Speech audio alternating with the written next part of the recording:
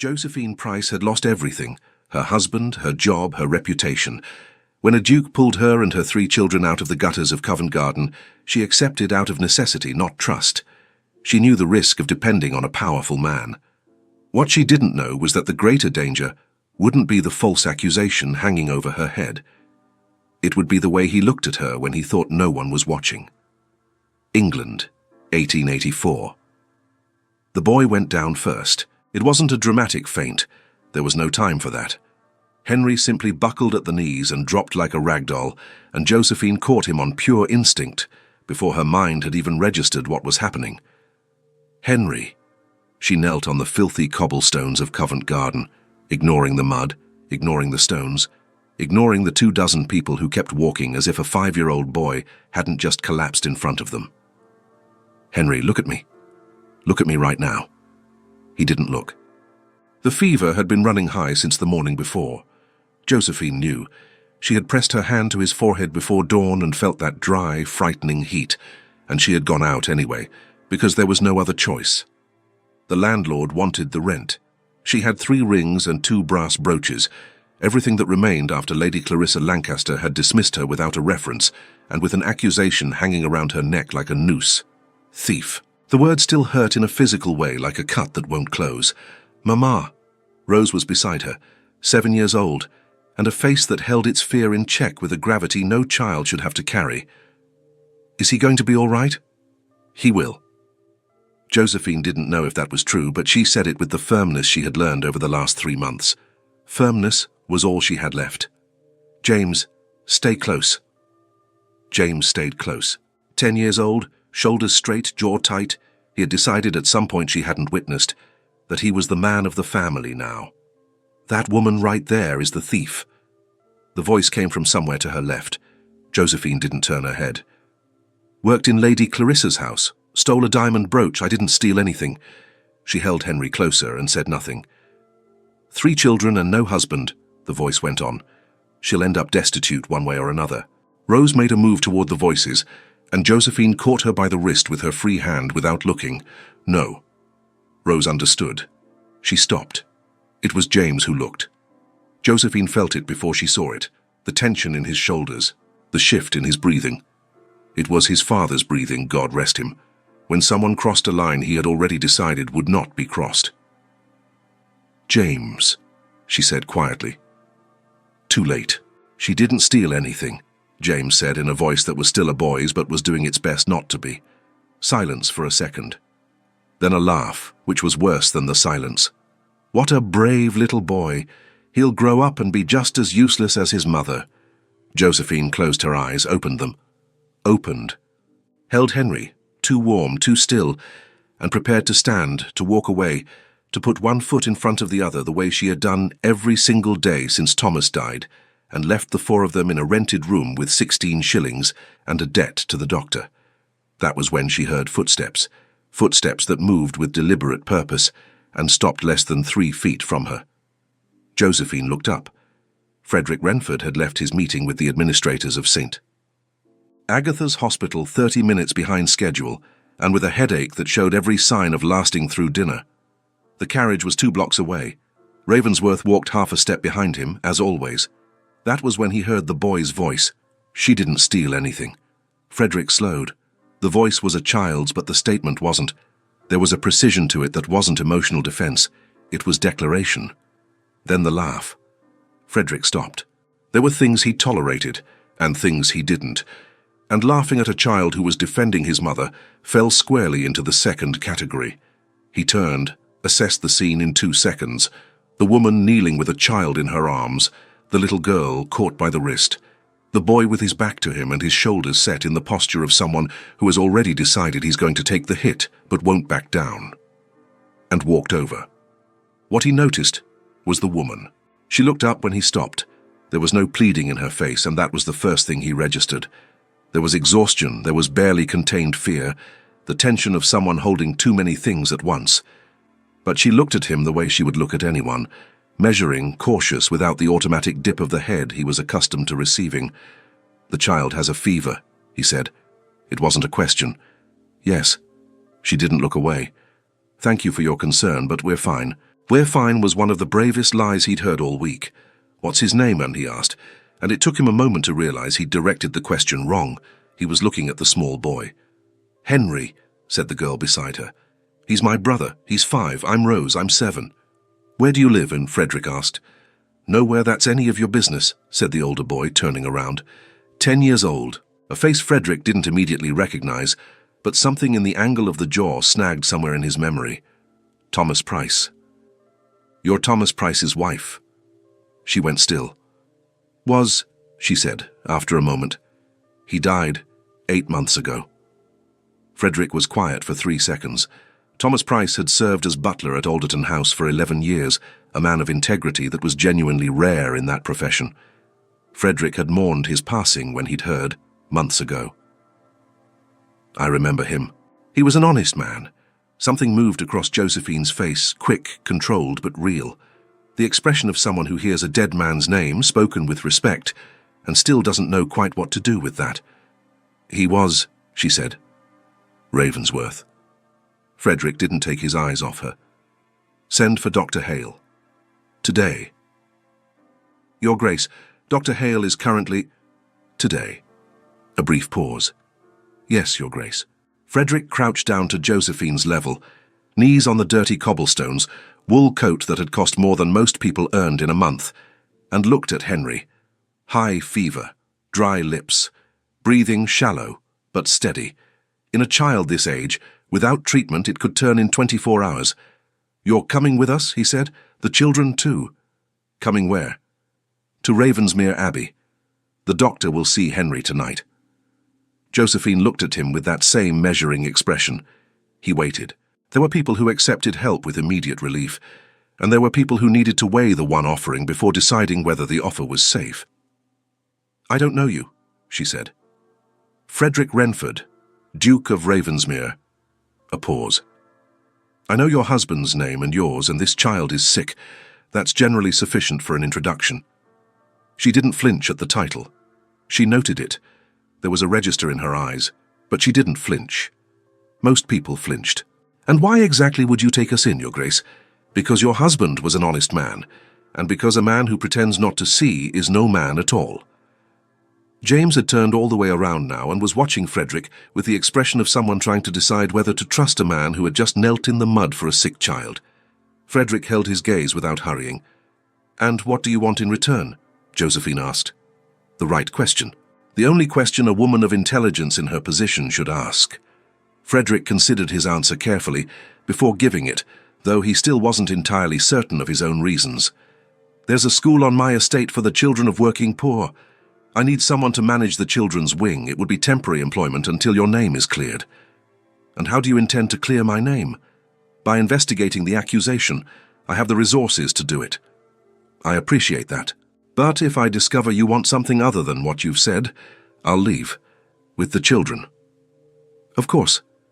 And then, because he couldn't help himself, "You negotiate well for someone holding an unconscious child." Josephine lifted her chin exactly 1 inch. "Life taught me," she said. The carriage was quiet in the specific way that exists when there is enough money for no bolt to be loose. Henry lay in Josephine's arms, wrapped in Frederick's coat. He had simply taken it off and put it around the child, without asking and without waiting for thanks. Josephine had noticed that. She had noticed the gesture and the complete absence of performance in it. Rose fell asleep leaning against her less than 10 minutes after they set off. James was awake, upright, watching Frederick with careful eyes. Frederick looked out the window and didn't look back. But Josephine had the distinct impression he was aware of being watched and was allowing it. "Do you have children?" James asked abruptly. Frederick turned his head. He looked at James with the full attention of someone who is not accustomed to being asked direct questions by 10-year-old boys. "No." "Why not?" "Because I never married." A pause. "Or because I'm difficult to put up with, depending on who you ask." James considered this. "You seem more like the second kind." Frederick was quiet for a moment. "Probably," he agreed. Josephine looked at him. For a fraction of a second, there was something different in his face. Not quite a smile, but the place where a smile might live if he ever learned the way there. She looked away before she thought too much about it. Ravensmere Abbey came into view around a long bend in the road, and Josephine understood, with the slightly dizzying clarity that comes when reality is larger than expected, that she had underestimated exactly what she had gotten herself into. This was not a house. It was a statement of permanence, gold-grey stone against the late afternoon sky, tall windows catching the orange light, gardens that stretched in directions she couldn't begin to calculate. Rose woke as the carriage slowed, looked out the window and went still for 3 full seconds. "Mama, is it a castle?" "It's an abbey," Frederick said. Josephine hadn't realized he was looking at Rose. "But people tend to say it looks like a castle. You're not the first to notice. I like castles better, with princes and princesses." "I could be the princess," Rose said. "I like castles better too. And of course you can," Frederick said. Josephine looked at him. For less than a second there was something different in his face. The possibility of a smile, so close and so carefully held back that it almost hurt to see. She looked away. Mrs. Hartwell, the housekeeper, led Josephine and the children to 3 adjoining rooms in the east wing, small by the standards of the house, enormously large by the standards of the last 8 months. Frederick paused in the doorway for a moment. "Dinner is at 7, but I can have something sent up earlier if the children are hungry." "They are. Right." He turned to go and stopped. "Mrs. Price." "Yes?" Thomas Price was the kind of man most houses didn't deserve to have. A pause. "I feel his loss." There was a quality to it, not the performative grief she had heard from acquaintances in the months following Thomas's death. This was the grief of someone who had taken the measure of a man, arrived at a conclusion, and was stating that conclusion plainly, without embellishment. "Thank you," she said, and this time the words carried weight. He left. Josephine stood looking at the closed door for longer than necessary. "Careful," she told herself. "Careful with the way he speaks when he's being honest. It's dangerous." The doctor arrived at 6:15, examined Henry for 20 minutes, and diagnosed a viral fever, rest, fluids, a tincture 3 times a day. There would be improvement within 48 hours. At 7, the children had dinner in a dining room that, by Josephine's standards, was not small in any way whatsoever. James ate with strategic seriousness. Rose asked the name of every piece of silverware. Henry ate half a bowl of soup and fell asleep sitting up. Josephine caught him before he toppled. Frederick dined at the same table, but at the far end, with documents beside him. "Is that document important?" James asked suddenly. Frederick looked up. "It's an audit report. I'm checking whether the numbers in an account are correct." "Are they?" "No," Frederick said, with a dryness that was, Josephine realized, his version of humor. "That's why it's important." "Can I see it?" "James," Josephine said. "You can," Frederick said at the same time. He slid the first page down the length of the table. James took it with both hands and began to study it carefully. "You're right, Your Grace. This is very important," James said in perfect seriousness. Frederick smiled and looked directly at Josephine. She looked away, but it had been a fraction of a second too long, long enough for him to have seen what she was feeling. She didn't know what to do with that, so she did nothing. Later, when the children were asleep, and Henry was breathing with the steadiness she checked 3 times before she could rest, Josephine stood at the window and looked out at the dark gardens.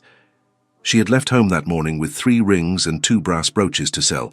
She had ended the day in a house that looked like a castle, with a doctor who had seen her son and sheets that smelled of lavender. Don't mistake kindness for safety, she told herself, but she said it quietly, the way someone does when they're not entirely sure they believe their own warning. In his study, Frederick stared at the audit report without reading it. He was thinking about Josephine Price on the cobblestones of Covent Garden, the expression of someone who will not ask for help, but will not surrender either. He had answered her questions without irritation, with something that came perilously close to relief. This isn't good, he thought, but the problem with uncomfortable realizations is that once made, they can't be unmade. It was the same problem with audits. You could prefer not to look, but the numbers were there regardless. He closed the report. Tomorrow he would investigate the accusation. He would use the resources he had to find the truth that the woman in the East Wing already knew. It was the right thing to do. It was what he would do for anyone. The difference, he noted with the specific care of someone who would rather not notice, was that this time he very much wanted the numbers to add up. The school was a 10-minute walk from the Abbey. Red brick, wide windows, a dirt courtyard where 12 children were running when Josephine arrived on the second morning. Mrs. Brent, the headmistress, received her with the efficiency of someone who had learned not to ask questions about the Duke's arrangements. The children's wing has been without management for 2 months. The previous woman fell ill and never came back. What have they been doing in the meantime? Surviving. Mrs. Brent opened a door. As always, the room was organized chaos. Blocks scattered across the floor, 2 children arguing over a cloth horse, a third asleep with her cheek pressed against the table. Josephine settled Henry in a corner with a blanket, asked Rose to keep an eye on him, looked at James and said, "Go help Mrs. Brent with the older ones." James lifted his chin with the gravity of someone who had just been given a real assignment. Josephine walked into the room. Frederick learned she had taken charge of the children's wing on the first day because Ravensworth handed him a memorandum, unsolicited, unexpected, with an inventory of missing supplies, a proposed daily schedule, and a list of urgent matters ranked by priority. He read it twice. There was no introductory thank you, no apology for having written it. It was the document of someone who had assessed a problem and was solving it. Frederick approved everything, sent the supplies, and said nothing to Josephine. She said nothing to him either. This lasted 4 days. On the 5th day, he went to the school. There were pending audits, correspondence with St. Agatha's, the growing problem of Lord Philip demanding access to financial records. There were sufficient reasons to stay in the study. He went anyway. The children's wing was different, not in the walls, but there was an order that hadn't been there before. The children were in groups. Josephine was sitting on the floor among 3 4-year-old boys who pointed at the board with the concentration of children who are learning something and don't yet know they're learning. Frederick stood in the doorway. She had her back to him, leaning slightly forward, with a patience in her posture that wasn't resignation. It was genuine, the kind that can't be faked, because whoever fakes it eventually tires. "This is the letter A," she said. "What's the first letter of your name, Tobias?" "T," said the boy with complete conviction. "And the first letter of your mother's name," the boy thought with his entire face. "Her name is Mary. So what's the first letter?" Silence. Then, "M?" "Exactly." Josephine turned to reach for the chalk and saw Frederick. She didn't startle. She went still for less than a second, then finished reaching for the chalk and wrote the M on the board, with the composure of someone who hadn't been caught doing anything that required explanation. Frederick walked in. "It's working," he said quietly. "It's still early, they barely know me. They're focused." He looked at the boys on the floor. "That's not a small thing at this age. And the best part, they're happy." Josephine glanced at him sideways, a quick assessment, checking whether the comment was genuine or polite. It was genuine. He didn't make polite comments. "Henry is better," she said, shifting. "The fever broke yesterday." "I know," Dr. Hale informed me. She paused. "You asked him to report back?" "I asked him to notify me if there was any worsening." A pause. There wasn't. Josephine looked at the board. There was something in the angle of her face that Frederick couldn't read. Not gratitude, not discomfort. The expression of someone adjusting an internal account. "Thank you," she said, "for the doctor, for the supplies. It was necessary." Even so. He stayed another 5 minutes. There was no reason to stay another 5 minutes. He stayed anyway. It was James who forced the first real contact. A week after their arrival, he knocked on Frederick's study door with 2 knuckles.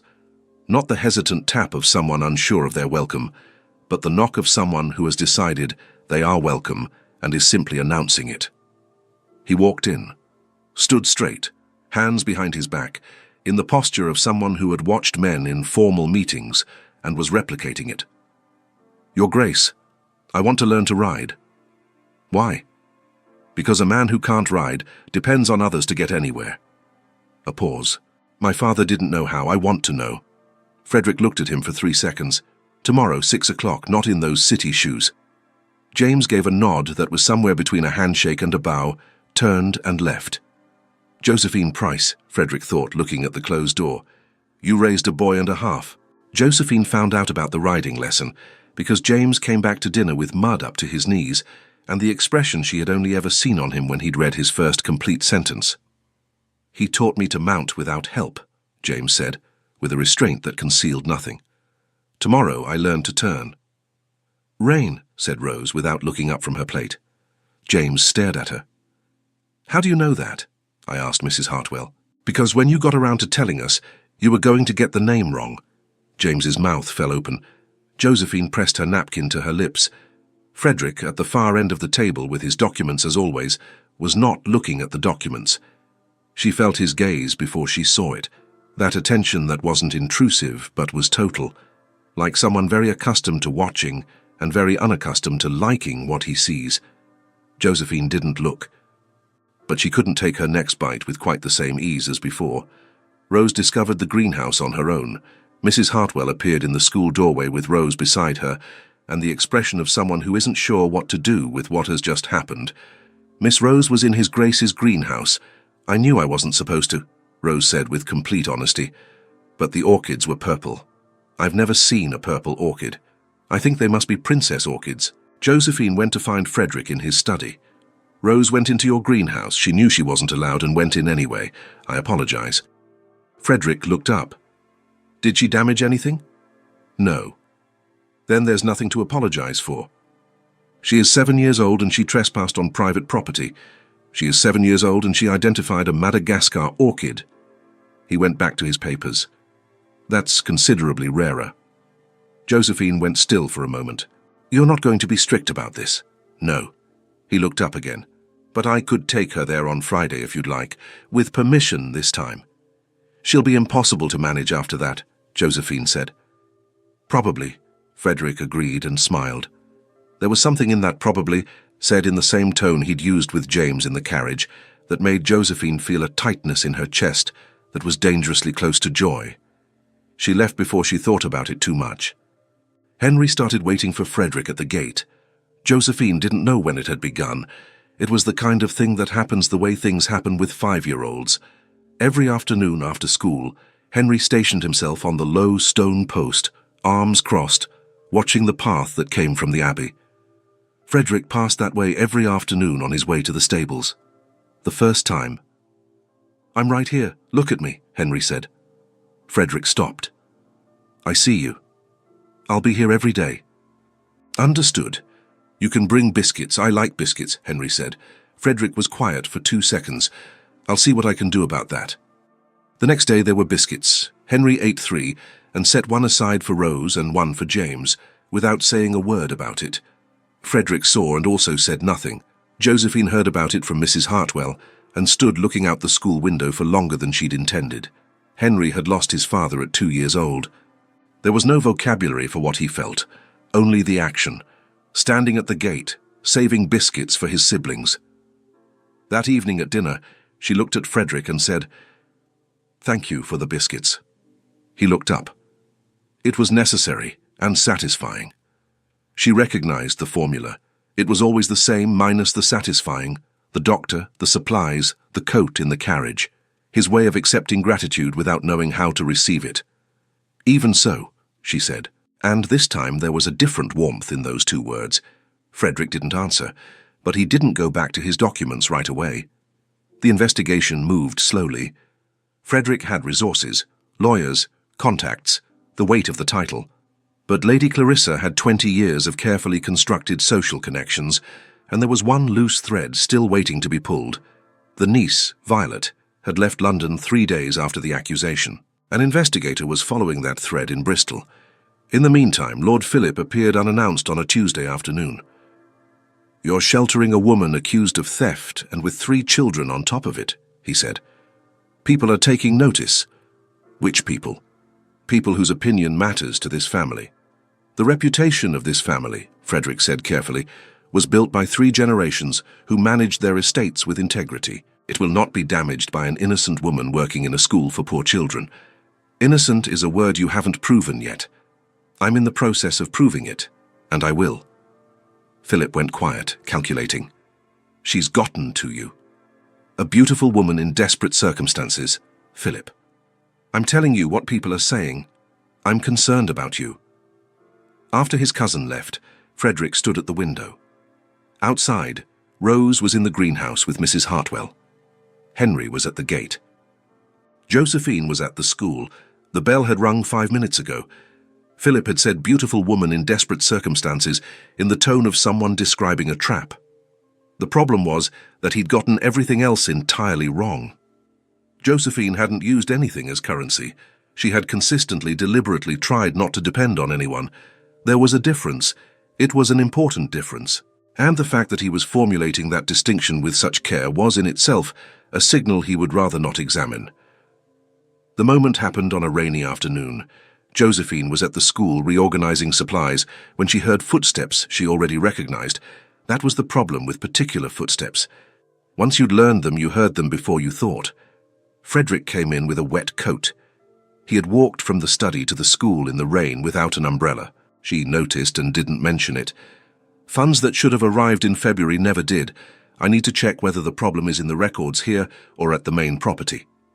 "The ones here are in order. I reorganized everything in the first week." "May I see them?" She retrieved the 3 ledgers and set them on the table. They stood side by side over the books, her pointing, him checking. They were too close for the size of the table. Josephine realized this when he turned a page, and his arm passed within inches of hers, the smell of rain and lavender and leather reaching her before she could prepare. "Here." She pointed to an entry. "The February fund was recorded as received, but the amount doesn't match, £14 off." Frederick leaned in to look more closely. He was less than a hand's width from her. "You noticed this when you reorganized?" "I noticed, but I didn't have enough context to know whether it was an error or a decision. It's diversion." The calm in his voice was, Josephine had learned, the form his real anger took. "The same pattern appears in other records." She looked at his profile, the tight jaw, the furrowed brow, the quality of concentration that made whatever was being observed feel significant. "You did well to record it," he said, closing the ledger. They were still too close. "This will be useful." "It was my job. Most people in your position would have overlooked it. It's easier not to see, to pretend not to see." "I can't not see," she said, without thinking. "I never could." Something shifted in his face, not a recognizable expression, but the quality of attention that sometimes moved from observing to seeing. There was a difference between the two. "I know," he said. "I have no doubt." Josephine felt she needed a step of distance. She took it. "The records are here if you need them," she said in the voice she used when she needed to remain professional. She walked out to the dirt courtyard. The rain had thinned to a drizzle. She stood with the mist on her face. Careful, she thought. But the warning was arriving later and later. Henry fell off the gate. He had decided, with the logic of 5-year-olds, that he could sit on top of the low post. He couldn't. He fell, hit his knee on the stone, and the crying was the kind that isn't only pain but shock and indignation all at once. Frederick was 10 meters away. He crossed the garden, crouched down, took Henry by the shoulders to check the damage before Josephine, son who came running from the school, could reach them. "Let me see," he said. The calm wasn't coldness. It was the opposite of panic, which was exactly what Henry needed. The boy showed him his knee. Scraped, bleeding a little, nothing serious. His lip trembled with the effort of not crying anymore. "It hurts," Henry said with wounded dignity. "I imagine it does." Frederick took out his handkerchief and pressed it gently against the knee. "You were trying to sit on the post. I wanted to see Father. I understand the logic. Next time, ask me. I have a ladder in the barn that works much better." Henry considered this with great seriousness. "A big ladder?" "Big enough," Frederick said. Henry's lips stopped trembling immediately. Josephine arrived and stopped. Frederick was on his knees on the ground, the handkerchief pressed to the boy's knee, the two of them discussing ladders with the composure of men settling a matter of consequence. Henry saw his mother, reached out his arms, then hesitated, looked at Frederick, stayed where he was. "I'm all right, Mama. It was just my knee, and I'm going to get a ladder." Josephine looked at Frederick as he looked at Henry, and in his face there was not tenderness exactly, but the place where tenderness could live in someone who had forgotten the way there. It was far more dangerous than kindness. "Let's clean that up properly," she said. "Can you walk?" "I can," Henry said with pride. and he walked with a slight limp he tried to hide and couldn't, which Frederick saw and did not mention. That night, Frederick stayed in his study later than usual. The diversion records spread across the table. The pattern was clear. £14 in February, 11 in October, 17 in July. Small enough not to draw attention. Added together, a crime. And the name in the records was always the same intermediary, Philip. Frederick stared at the name in the records for a long moment, then he put the ledgers in the drawer, locked it, and went to the window. Outside, the garden was dark, the gate where Henry waited every afternoon, the greenhouse where Rose had let herself in without permission, the school where Josephine still had a light burning. The next morning, he sent word to Philip. Brief, no explanation. Come to the study. Today. Philip arrived at 3 in the afternoon with the air of someone prepared for a conversation about reputation. That wasn't what was waiting for him. Philip moved toward the door. Stopped. The financial records, he said without turning. I need you to give me access before the end of the month. Frederick was quiet. I won't. Philip turned. There was something different in his face now. Not the performative concern from before. Something more exposed. Frederick. I found the pattern, Philip. He set the ledgers on the table with the care of someone who has already decided what he's going to say and is only choosing the moment. February, October, July. £14, 11, 17. Small enough not to attract attention. Added together, he paused. It's a crime. The silence lasted 3 seconds. You'd rather believe records kept by a stranger, Philip said, and his voice had changed, hardened, than take the word of family. I'd rather believe numbers. Numbers have no loyalty to anyone.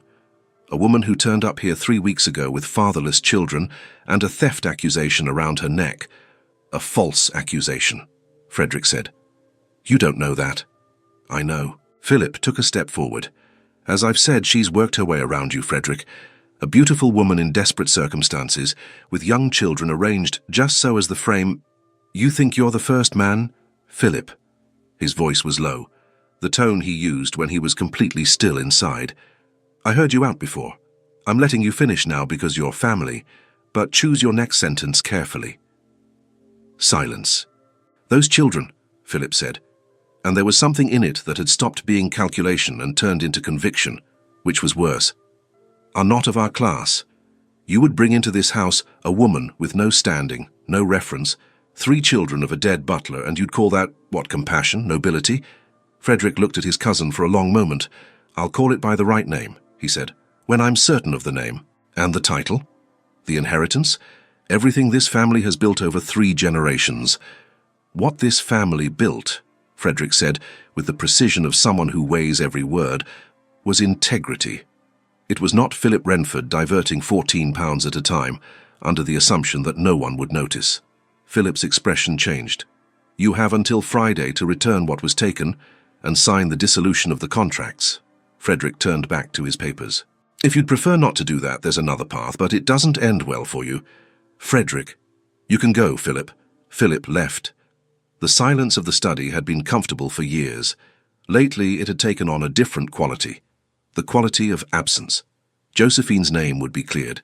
It was a matter of when, not whether. And after that, she would leave. She had said it on the cobblestones, with the clarity of someone who plans ahead, until my name is restored. There was too much pride in her for her to stay a moment longer than necessary. He recognized that pride. It was the same nature as his own. You'll leave, he thought. A statement, not a question. The answer, like all the answers he would rather not examine, he already knew. The letter arrived from Bristol on a Thursday morning. Frederick read it standing at the study window without sitting down. Then he read it again. Then he set it on the table with care, the care of someone holding something that requires certainty before action. The investigator had found Violet Lancaster at a boarding house in Clifton. She had agreed to speak with the ease of someone who had been carrying a weight for too long and had only been waiting for someone to ask. The brooch had been pawned by her in November, 2 days before the supposed theft, at a jeweller's on the Strand. There was a receipt, a witness, a signed statement. The accusation against Josephine Price had no basis whatsoever. Frederick folded the letter, put it in his pocket, and went to find his lawyers. The following Wednesday, he appeared in the classroom doorway while she was organizing supplies. The children hadn't arrived yet. "We found Violet Lancaster," he said. She signed a statement. "Everything is documented." Josephine stopped with the ledgers in her hands. "She admitted it?" "Yes. She admitted to taking the brooch from her aunt after being confronted with the evidence.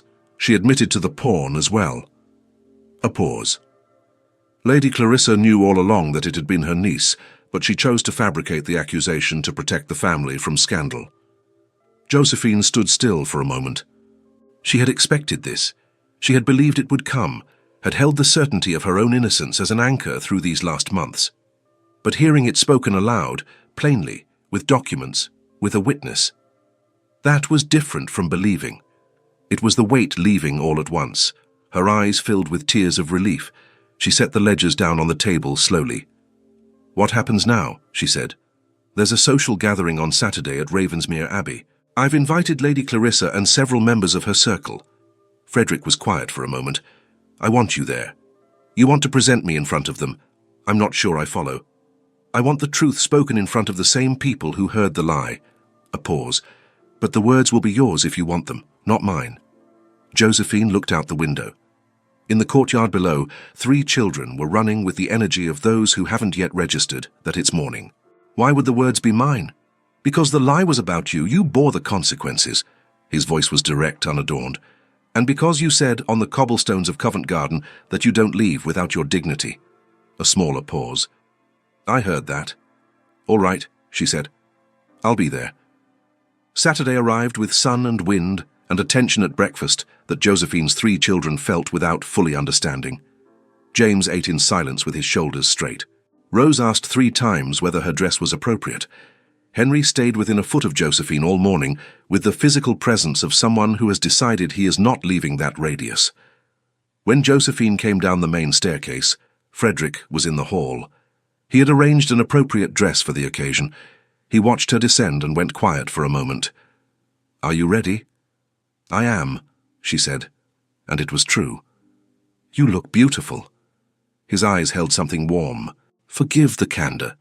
Lady Clarissa Lancaster arrived with 2 companions and a smile that hadn't reached her eyes in years. There were 15 people in the room when Frederick led Josephine in. Josephine caught the moment Lady Clarissa recognized her, a minimal contraction around the eyes. The quick calculation of someone assessing possible damage. "Lady Clarissa," Frederick said, with the cordiality he used when he was being precise, not warm. "Thank you for coming." "Your Grace." The smile. What a delightful gathering. Her eyes moved to Josephine. "And what a surprise to find you still have such interesting guests." "Mrs. Price is not a guest," Frederick said. "She is part of the administration of this estate and my personal invitee." "Ah, yes." Lady Clarissa's tone had the quality of something poisoned wrapped in silk. "The housekeeper accused of theft. How very courageous of your Grace." A silence fell over the room. Not the silence of people who hadn't heard, the silence of people who had and were waiting. Frederick opened his mouth. Josephine touched his arm lightly. He stopped. She stepped forward. "Lady Clarissa," she said, in a voice that was steady in a way that surprised even herself. "You accused me of stealing a diamond brooch last November." Lady Clarissa's smile didn't move. "The truth," Josephine continued without raising her voice, "is that the brooch was pawned by your niece Violet at a jeweller's on the Strand 2 days before my supposed theft. There is a receipt, a statement signed by Violet herself, a witness." The silence changed quality, the kind that happens when the temperature of a room shifts and no one is quite sure how to respond. Lady Clarissa went very still. "A poor woman can lose nearly everything," Josephine said, and in it was the voice of someone who had held 3 children in a rented room and gone out with 3 rings and 2 brass brooches and had not broken. When a wealthy person decides to lie, she loses her job, her reference, her ability to feed her children. A pause. But she doesn't lose the truth. The truth remains. Lies travel faster than the truth, but the truth travels further. No one spoke for 3 seconds. Then Lady Alderton, a woman of 60 across the room, said to no one in particular, "Well said, that was enough." Lady Clarissa didn't respond. For a moment she stood exactly where she was, the smile still on her face, but with no function left in it, like a mask someone forgot to remove. Then the smile went. Slowly, the way it goes, when someone doesn't quite know what to put in its place. She set down the cup she was holding. The sound of porcelain against saucer was the only sound in the room. She said nothing. There was nothing she could say that wouldn't make it worse. She turned, with the dignity of someone who still knows how to walk a straight line when everything else has collapsed, and left before the tea was served. The door didn't slam. She was a woman who had learned, across decades of drawing rooms, that slamming doors are confessions. She closed it carefully, which was worse. Frederick stood beside Josephine. He said nothing, but he was close enough that their shoulders almost touched. "I was shaking," she said quietly. "I know," Frederick said. "No one else saw. You saw." "I always see you," he said, simply, without preamble. The way someone states a fact. Josephine went quiet. There was less than half a meter between them, and the room still had people in it, and neither of them moved. 3 days later, Josephine Price's name was cleared. She heard it from Ravensworth, who delivered the documents with the discreet efficiency of someone who recognizes that an injustice has been corrected. Josephine read everything, folded the papers, sat for a long time taking it in. Then she went to speak with Mrs. Brent about the 3 new children starting the following week, the corner window that let the draft in, the 4-year-old girl who had begun to talk after 2 weeks of silence. There was a great deal of work to be done, but there was also, at the edge of all of it, a clarity she had been putting off. Her name was cleared. The arrangement had been temporary. It was time to go. She told Frederick that night, after the children were asleep. She knocked on the study door, walked in. "I need to thank you for everything." A pause. "And I need to tell you that I'll be leaving on Thursday." Frederick was standing by the window. He looked at her without speaking for a moment. "Where will you go?" "A school in Kensington is looking for an administrator. With the statement and the records from my work here, I have what I need." "I'll sign your reference," he said. "I'll do whatever you need." "I know." She went quiet. "This isn't about that." "I know it isn't about that." They looked at each other. "You don't have to go," he said. His voice was different now, not the controlled tone he used for everything, but something underneath it. "There is work here. There are children who know you. There is—" He stopped. "There is what? 3 seconds. There is me," he said. "Who doesn't want you to go?" "Frederick," she said, and it was the first time she had used his name without the title, without your grace. She felt the weight of it as she said it and couldn't pretend she hadn't. "I know what you're thinking," he said, "that this is compassion, that you've become a project to me." He took a step toward her. "It isn't." Another step. "You walked into this house with an unconscious child in your arms and negotiated with clarity and pride. You organized a school that was falling apart. You noticed £14 discrepancies when there was no reason to notice them." A pause. "You are the most honest person I know, Josephine, and I have learned in these months what it is to have a home that isn't only silence." Josephine didn't move. "The children," she said quietly. "Them too, of course them too." He was close now. "James challenges me every morning in the stables, and I'm grateful for it. Rose knows more about orchids than half the botanists of my acquaintance. Henry—" He stopped, and there was something in his voice that wasn't composure.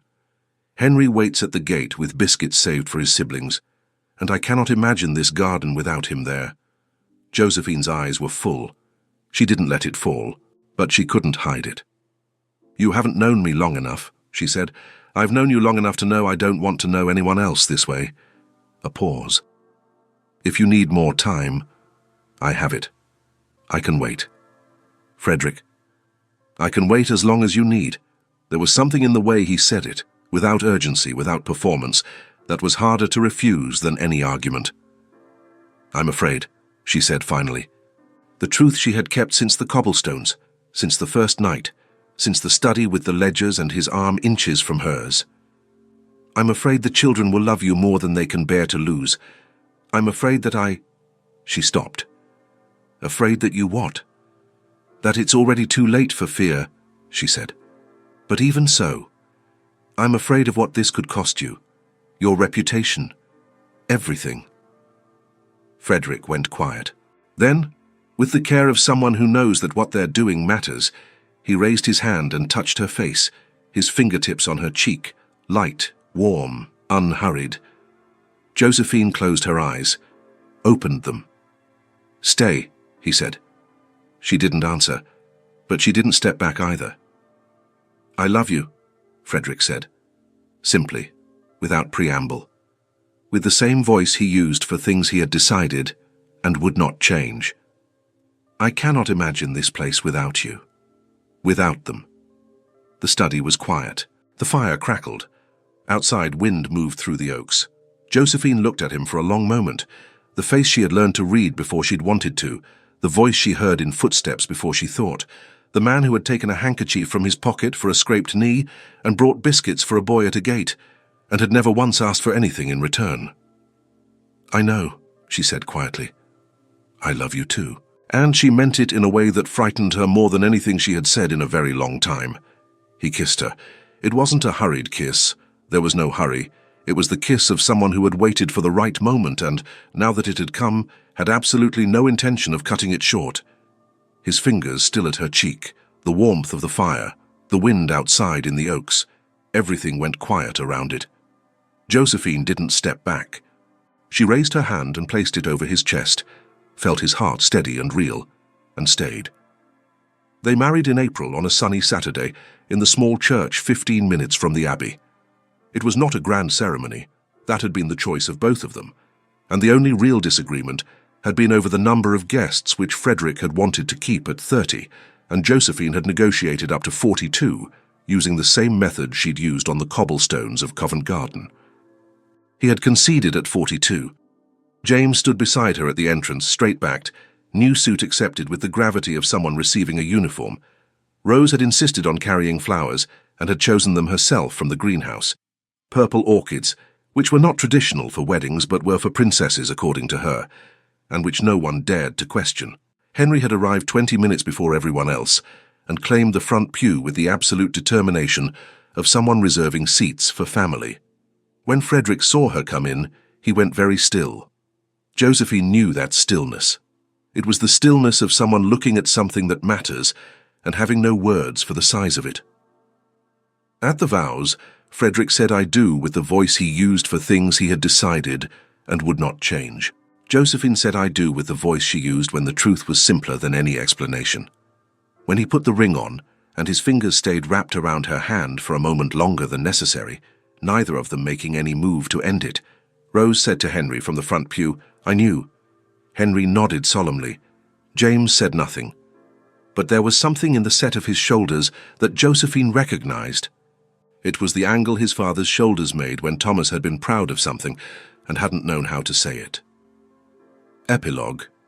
6 years later. The greenhouse had grown. Frederick had expanded the structure 2 summers ago, after Rose presented a 6-page handwritten argument on the feasibility of cultivating tropical species in Surrey. There were still so many colors missing, complete with bibliographic references. Frederick had approved it not because he'd managed to refute her reasoning, but because he hadn't. Rose was 13 and already knew it. James was 16. He rode well, studied the estate records with Frederick every Friday morning, and had declared that he wanted to study management. Frederick had mentioned there was an excellent program in Cambridge. The debate over Cambridge versus London had lasted 3 weeks and had not yet concluded. At the small table by the window, Henry, 11 years old, was drawing horses with the concentration of someone who had recently discovered he could make animals that looked real, all of them with a barely there mark on the right leg. Brutus's mark, the old horse that had belonged to Frederick, and that Henry had claimed at age 6 with the absolute resolve of someone who does not consult anyone for approval. Frederick had let him. While she held Anthony in her arms, 4 years old with his father's eyes, Josephine placed a hand on her belly. There wasn't much to feel yet, only the certainty she had been carrying for 6 weeks. She looked out the window at the garden.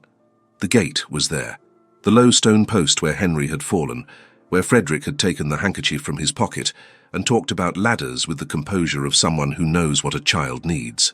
The gate where Henry had waited every afternoon with biscuits, saved for his siblings. That evening at dinner, with all four of them around the table, Frederick said something to Henry about the drawing, and Henry explained with great seriousness that Brutus deserved to be documented because he was old and deserved to be remembered. Frederick listened with the full attention he gave to things that mattered. Josephine looked at him. He felt her gaze, he always did, and turned. "I always see you," he had said, "in that drawing room with 15 people and a silence waiting to find out which way the temperature would go." She had stayed, and she would stay, with the gate and the greenhouse and Henry's horses and the debates about Cambridge and the princess orchids and the saved biscuits and the handkerchief taken out without a second thought, for all the time there was to stay. Frederick reached across the table and took her hand. Henry went back to Brutus. Rose talked about the greenhouse. James listened with his father's shoulders, and Josephine, Duchess of Ravensmere, mother of 5, wife of a man who had learned, late but in time, that real love does not arrive with conditions, kept her hand in his and thought that happiness built on truth doesn't need to be quiet to be real. It could be loud. It could have mud on the boots and purple orchids and children arguing about Cambridge. It could be, and was, exactly this: the end.